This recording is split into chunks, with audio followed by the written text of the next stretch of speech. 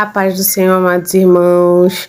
Nesse vídeo de hoje eu trago para vocês um forte testemunho do pastor Antônio Júnior. Fica até o final desse vídeo e assista você mesmo. Então, como eu tive um encontro muito forte com Deus, isso foi em 2002. Em 2004, eu tive uma visitação de Deus, assim, que marcou a minha vida totalmente. E eu queria muito ser batizado no Espírito Santo.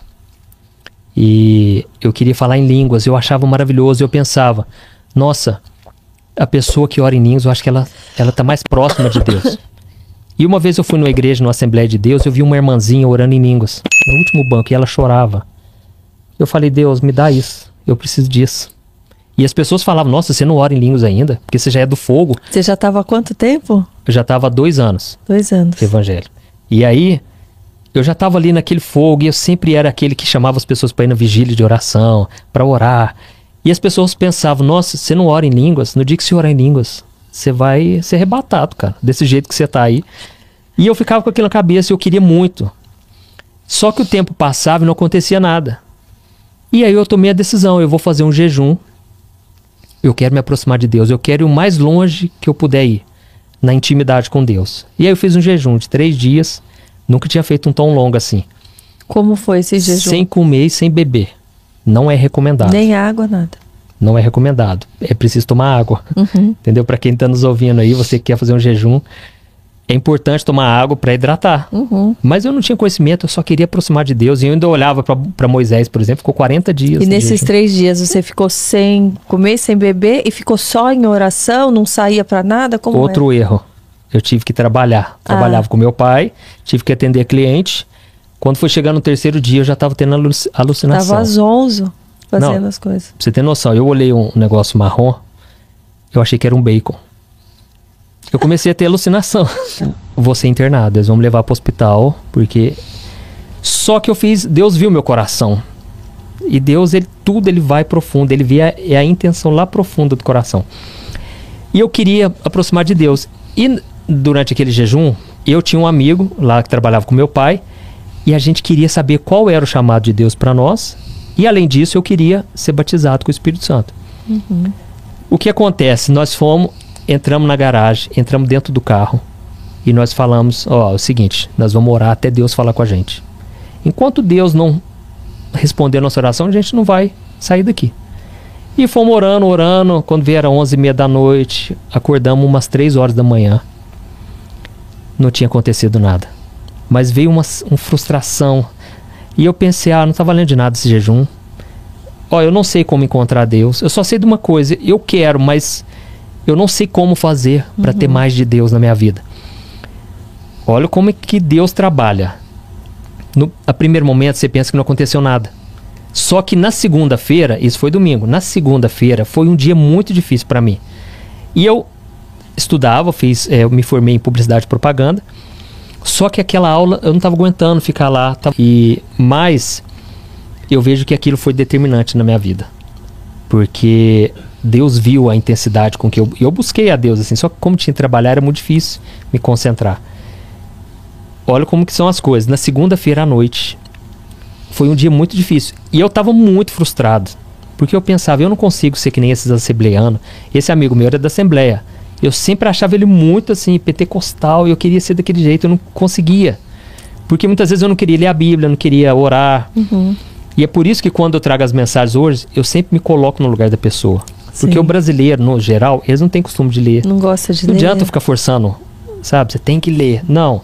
Você tem que ter um contato com a palavra de Deus todo dia. Seja ouvindo, porque a fé vem por ouvir. Uhum. Se você puder ler, muito bom também. Mas você tem que meditar com a palavra. Resumindo, na segunda-feira eu fui embora mais cedo da faculdade. Cheguei em casa e eu deitei ali muito cansado e desanimado com a minha vida cristã. Quando eu já estava dormindo, tocou o celular. Era o meu amigo. Falei, Juninho, eu tô aqui orando na rua, cara, e eu preciso passar aí pra te contar um negócio. Falei, então vem, né? Eu fiquei pensando, gente, como é que esses crentes da Assembleia, né, da Breia, conseguem ser tão avivados assim? Eu não consigo ser dessa pegada. Ele chegou lá e falou, Juninho, eu preciso te contar uma coisa. Eu tava orando por você. A caminhonete, o ponteiro da caminhonete começou a chacoalhar. Eu achei que era um problema no motor. Eu não sei o que é, mas eu só sei de uma coisa: Deus tem alguma coisa para fazer na sua vida, cara. E o inimigo se levantou muito forte. Eu falei, então, tá bom, deixa eu trocar de roupa, vamos orar, né? No meio do caminho eu virei para ele e disse, olha, aqui a Bíblia diz, ó, 1 Coríntios, capítulo 1, diz que Deus escolhe aqueles que não são, aqueles que são desprezados, aqueles que o mundo não dá nada para esses. Então esse sou eu. Eu posso ser a pior pessoa, mas agora eu creio, Deus me escolheu, porque realmente eu não sou nada disso, cara. Eu não consigo ser crente, cristão, eu não consigo ler a Bíblia, orar, eu não tenho vontade às vezes. E aí nós fomos orar, paramos a caminhonete, parecia que ele já sabia o que ia acontecer. Ele falou assim, Juninho, eu vou aumentar o som e vai orando aí no seu canto, eu vou orando daqui. E ele começou a orar, em línguas, e o fogo foi descendo ali do lado dele. E eu não queria nem orar, porque eu estava muito cansado, assim, desanimado. Sabe quando você não tem resposta? Você ora, eu tinha jejuado 3 dias, não aconteceu nada. Mas aí eu pensei, independente de qualquer coisa, é agora que a minha fé está sendo provada. Eu preciso buscar Deus. E eu comecei a falar com Deus. Eu comecei, Senhor, meu Deus, meu Pai, cachonarabacanta, namara. Comecei. Aí eu pus a mão na cabeça e eu pensei, gente, eu tô ficando doido. Eu acho que eu tô tão bitolado querendo orar em línguas. Eu tô falando que eu acho que eu coisa já tô, que não é nem tô blasfemando. língua. Comecei a pensar assim, gente, eu tô pecando aqui. E eu tomei um susto. E ele não tava nem aí. Ele já tava assim, na unção, né? Quando eu voltei a orar, aí não teve jeito. O Espírito Santo assim me tocou tão forte. E eu comecei a orar em línguas, orar. Eu orei uns 40 minutos. E eu orava. E ele começou a entender o que eu orava. Ele começou a interpretar. Olha. E ele falou assim, olha, você tem orado, pedido para Deus colocar pessoas dele no caminho da sua família. Porque muitos têm dado mau testemunho. Ele falou, mas Deus manda te dizer, vai ser através de você que a sua família vai se converter. Não, e ali eu chorava, eu senti uma paz. A minha boca ficou anestesiada. Foi uma presença maravilhosa de Deus. Por isso que assim, hoje eu sei, o jejum, ele abriu as portas. Só que eu não via primeiro momento. Foi depois. Chegou no dia seguinte, eu não acreditava. Eu parecia que estava nas nuvens, porque eu senti um amor tão grande de Deus, uma força espiritual. Foi um oásis, né, no meio do deserto, assim, foi um manancial. Foi um refrigério, porque há 5 minutos antes eu estava frio espiritualmente, achando que Deus não me ouvia, que nada acontecia comigo. De repente o Espírito Santo me encheu e não era de mim. Veio palavras e fui falando.